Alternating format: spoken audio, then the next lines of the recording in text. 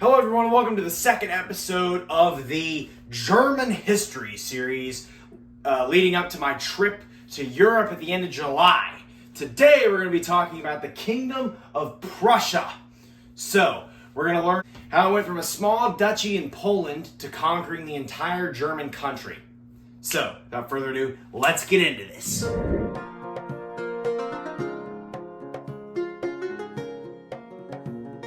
So to start with the history of Prussia, we have to go all the way back to the Middle Ages. During the Third Crusade, an organization called the Teutonic Knights was formed. This was an organization meant to aimed at aiding crusaders coming through the Holy Land back in the 1100s. This organization was founded in the 1190s during the Third Crusade, and it supplied and gave hospitality to crusaders coming through the Holy Land. Now, there was a big mission by this organization around the turn of the 13th century because most of the tribes up in the Slavic region in the north of Europe, in the Baltic areas, had not yet, even at this point in the Middle Ages, had not yet converted to Christianity. And this Teutonic order sought to convert them to Christianity. A lot of the Slavic tribes up in the Baltic region were still pagan. Now, I want to clear this up real quick because paganism, by most people's standards today, think of paganism as anti-Christian and worship Satan. Paganism is a broad term to describe a plethora of different branches of religions. It's mostly the traditional European religion before Christianity that consisted of polytheism and worship of many gods. It's not the worship of Satan like most people think it is. However, these crusaders at the time, the Teutonic Order, probably thought that at the time. So they sought to do a crusade in the north. This was called the Northern Crusades. They took over most of the Baltic region and established a secular state there known as the Teutonic State. Now this was located in modern-day Latvia, Estonia, and even stretched to Poland, which is where Prussia began.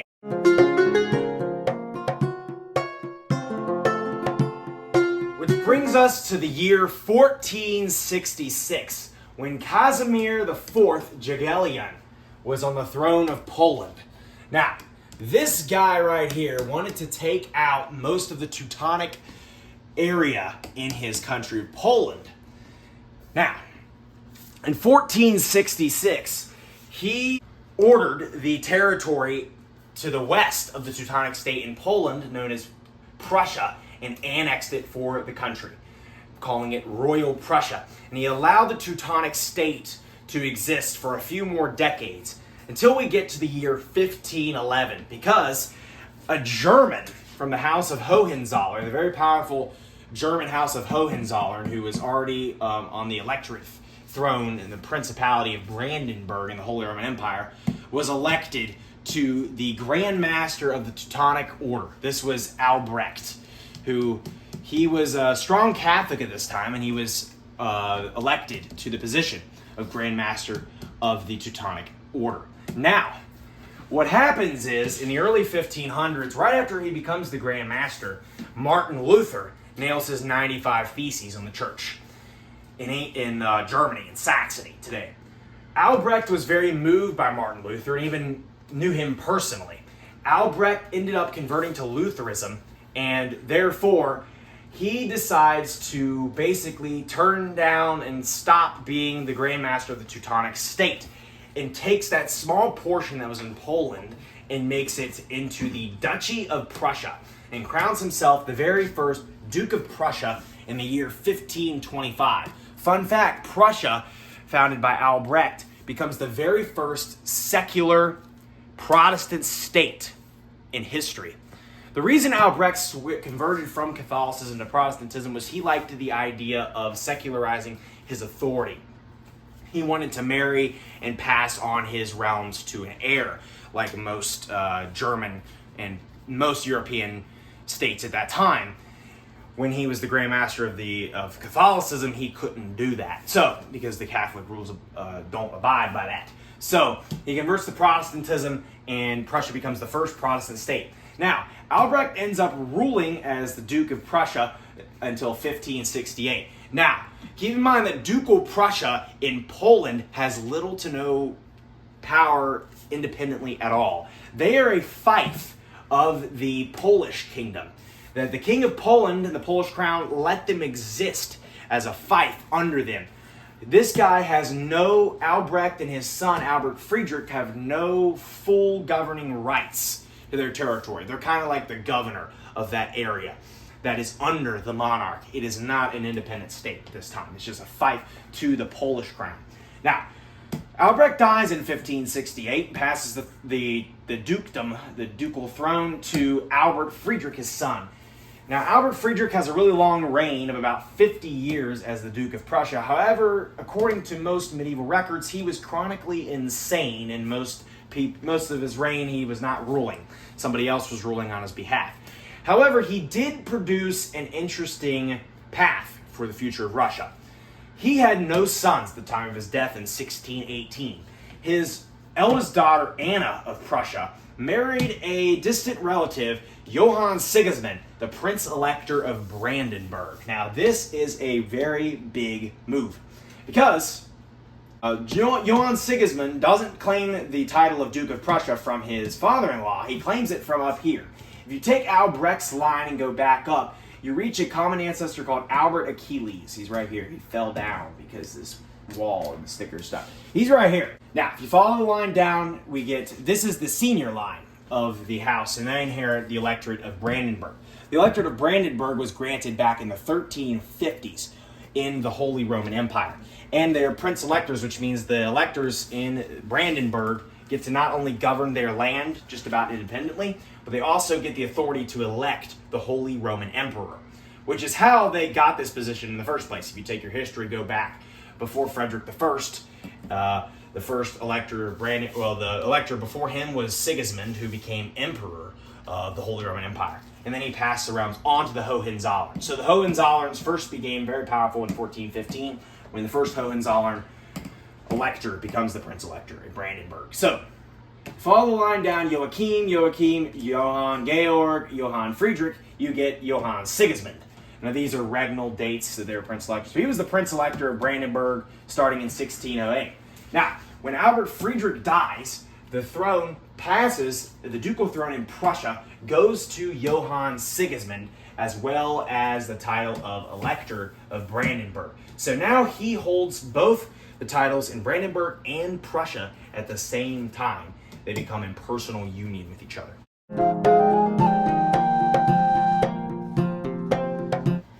Now, it's important to note that right before this period in 1569, that Poland and Lithuania become in personal union with each other as well, founding the Polish-Lithuanian Commonwealth, which is where the fief of Prussia is at the time. Now, Johann Sigismund didn't really care too much about Prussia because Brandenburg was the real treasure for him in the bargain.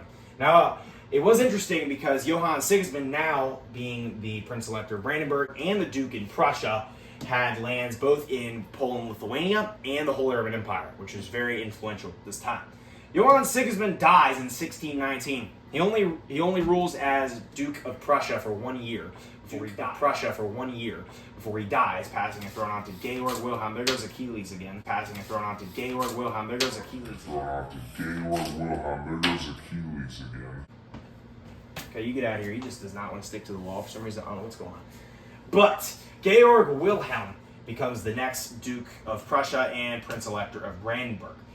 He is there between 1619 and 1640. In 1640, Friedrich Wilhelm becomes the next elector of Brandenburg and thus Duke of Prussia. Now, he is very influential. He's known as the Great Elector because it was him that, under his authority, Brandenburg became a colonial power and set up many colonies, notably in Africa on the Gold Coast. It was known as the Brandenburger Gold Coast, which supplied the Brandenburg Prussian realms with ivory, gold, and many other minerals, which boosted their economy immensely, creating great wealth. They also controlled a large portion of the Caribbean slave trade in the 1680s, which was also very influential. Now, I'm not going to go in the argument, was that a good thing or not? For the economy of the country, no doubt it was.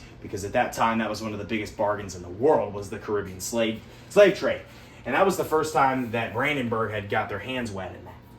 Their feet wet, whatever you want to call that term. After Friedrich Wilhelm dies in 1688, the throne is passed to King Friedrich I, who just starts out as Duke and Prince Elector. However, in 1700, the King of Spain at the time, Charles II, the guy with the big chin who dies due to inbreeding with the Habsburgs, dies in Spain. The War of the Spanish Succession breaks out between Spain and France and the Holy Roman Empire and England.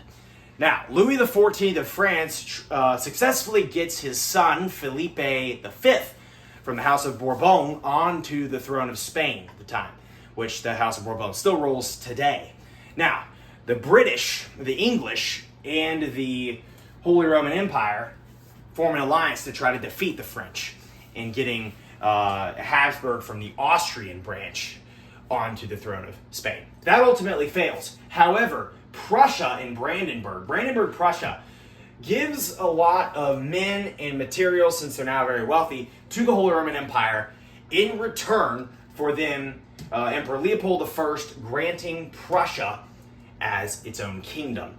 So, not only is Friedrich I now the Prince Elector in Brandenburg, he is also the King in Prussia, is his title now. So, Prussia has made a separate kingdom, separate from the Holy Roman Empire, but Friedrich can also elect the new emperor, so he still holds the electorate and the kingdom at the same time.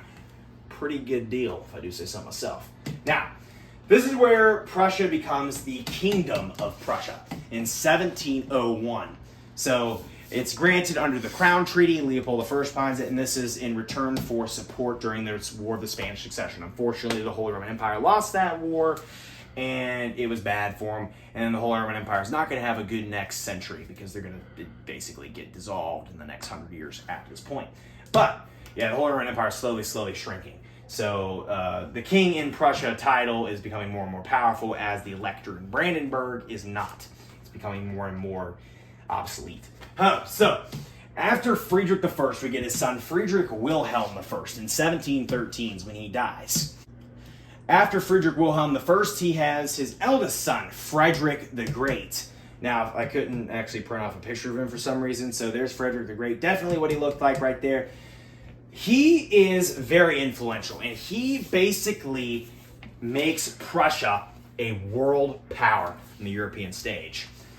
He conquers many territories. First of all, conquers Royal Prussia, which the Polish took way back in the 1460s. He conquers that territory, and in the process takes from the title being the King in Prussia to the King of Prussia. Just one word difference, but it's a big deal.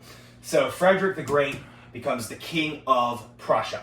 He also is a very enlightened ruler for the time. Frederick the Great was very good for his kingdom and the people in it. He advocated for free speech in the 1700s, which is a big deal. He also was a champion of the arts and sciences and modernized the military in most of the country at the time. So Frederick the Great is seen as usually the greatest Prussian ruler, and that's why he's known as Frederick the Great. However, he ends up dying in 1786 with no kids. So the throne passes to his nephew. As you can see here, Friedrich Wilhelm I had a son named August Friedrich. His son becomes Friedrich Wilhelm II. Now, we continue the tree over here with his son, because I ran out of wall. So he has a son who becomes Friedrich Wilhelm III.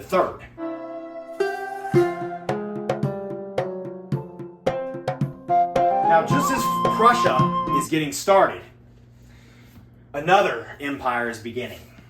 Napoleon comes on the stage in the early 1800s. As you can see, Friedrich Wilhelm III has the unfortunate luck of ruling during the Napoleonic Wars, which in 1805 the Prussians get destroyed, just like most German states at the time and most of Europe. Napoleon ends up conquering Prussia for a few years before the end, when Napoleon is eventually exiled. The Prussian kingdom comes back. Now, Friedrich Wilhelm ends up ruling that until 1840, when he passes the throne on to his eldest son, Friedrich Wilhelm IV. Now, he ends up dying in 1861 with no kids. So then the throne goes to this man here, Wilhelm I, the second son of Friedrich Wilhelm III. Now, Wilhelm I is very, very ambitious.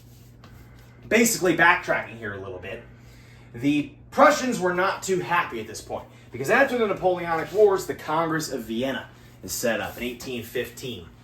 Now, the Congress of Vienna chooses to partition up the old Holy Roman Empire and create the German Confederation. Now, the Congress of Vienna establishes the Austrian Emperor at the time, also the former Holy Roman Emperor,